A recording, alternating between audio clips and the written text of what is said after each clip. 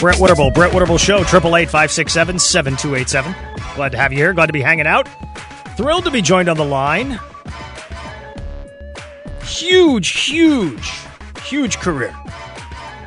Bill Tush from CNN, formerly from CNN, the face of so much of what those guys did entertainment-wise.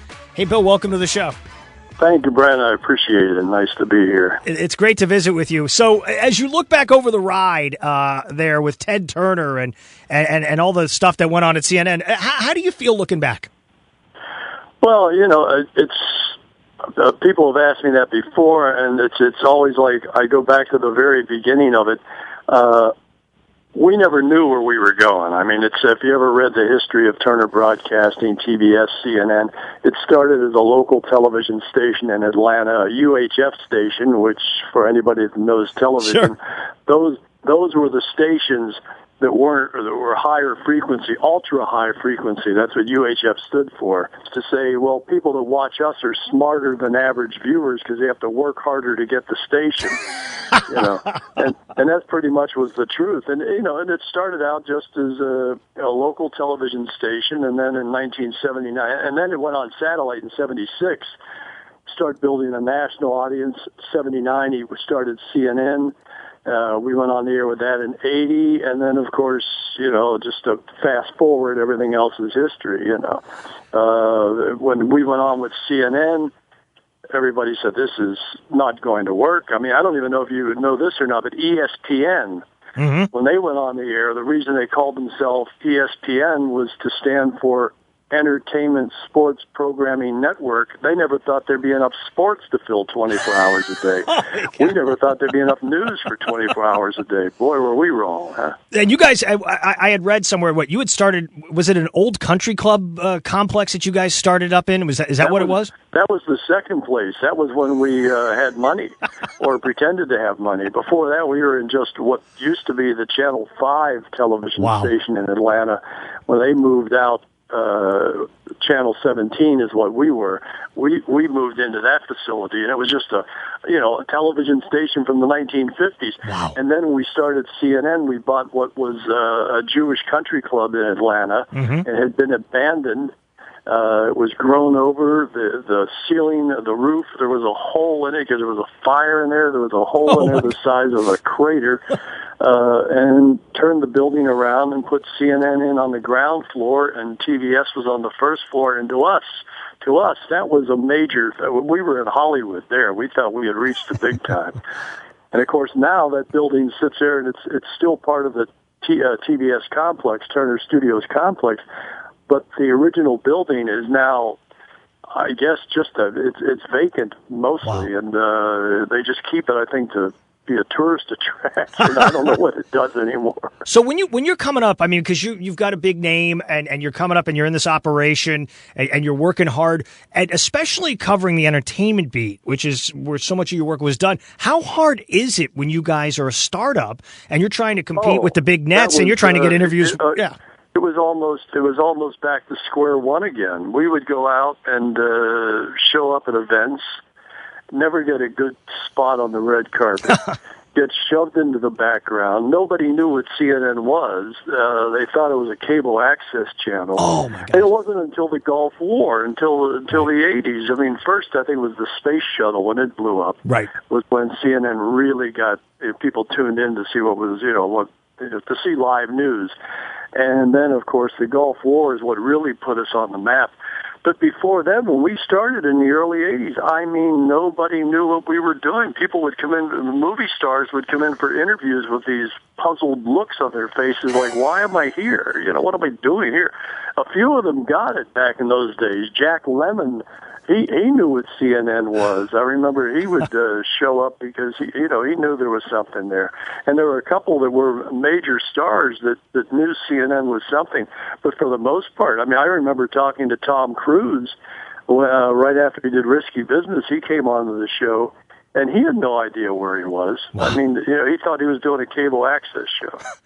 Unbelievable. Visiting with Bill Tush from formerly of CNN. You've interviewed everybody. You had Jack Nicholson, Lucille Ball, Britney Spears. Who was your favorite out of everybody that you interviewed? Who was your favorite and why? Well, that's another one of those questions that is so tough to answer.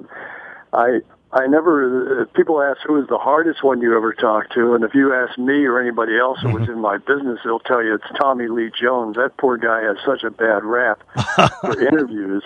One of my favorites of all time was Robert De Niro. He's just a sweet guy, a nice man, very shy. He really is very uncomfortable in interviews. Now I think he's gotten better. The first time I talked to him was when he did a movie called We're No Angels with Sean Penn back, I think, late 80s, right. Early 90s. And at that time, he was doing no interviews. Wow. But he's gotten better. I think this year he was on The View, if I'm not mistaken. Yes, he was. And when I heard he was on there, I thought, wow, he's come a long way.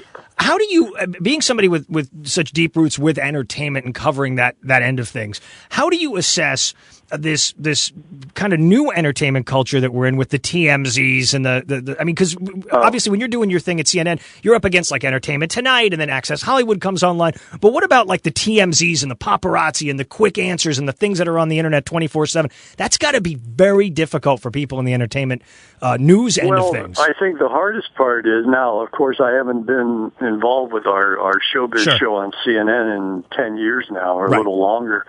But when I was there, when I left, it still hadn't gotten as ridiculous as it is today. When we started the Showbiz Show in 83 or 84, the only other competition was Entertainment Tonight. Right. We were the only two out there. Absolutely. And then everybody else came along.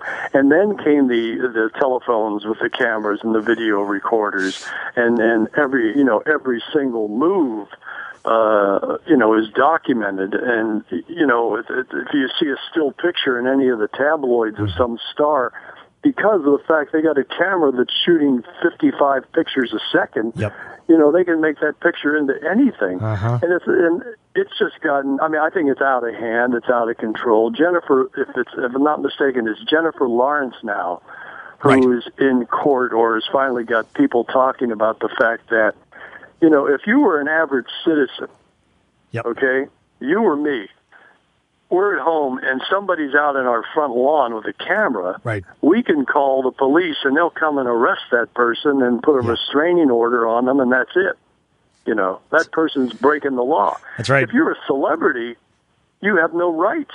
They take pictures of everything. And, even if you read the gossip columns in any of the trade papers, they have a little column in there now, seen at, name somebody, Jennifer Connelly, seen buying tennis shoes. It's ridiculous. It's gotten totally out of control, and I don't see where it's getting any better. And, you can say the TMZs of the world are sleazy and trashy, and they are, but that's what they want. Right. That's what they want to do. What about that? What about the relationship you have to have when you're covering entertainment news? That there is sort of a symbiotic relationship because you're going to get a great interview, but at the same time, the publicist or the studio or whoever knows that you're also going to help their effort. How do you strike that balance as a journalist, Bill? Well, there was a time when everything went hand in hand. The publicist brought the movie star in who was promoting a movie, and the publicist is your best pal because you're, interviewing the star and you're promoting their movie. Right. Nowadays, a lot of the publicists and everything else, they're almost like policemen. They have to come in first and say, look, don't ask him or her about this. Stay off of that. We're tired of talking about that. That's off limits. And again, you go back to the sleaze factor. If you want to be one of these people, and the publicist knows when they're coming in there who's going to be the good guy, who's going to be the bad guy.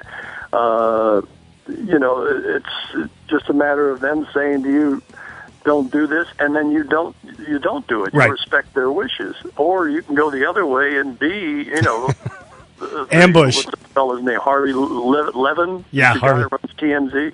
I did this for 10 years before it hit me. Well, of course they're nice. They have to be nice. It's part of their job is to do that interview. You're not grabbing them coming out of the bathroom. Absolutely. Bill Tush, it's so great to visit with you, man. Thanks for coming by. Oh, Brent, my pleasure. Thank you so much. I enjoyed it. Lots of fun. I'm Brett Winterble. That's Bill Tush. We'll be back after this. You know, I was talking to Roger Westall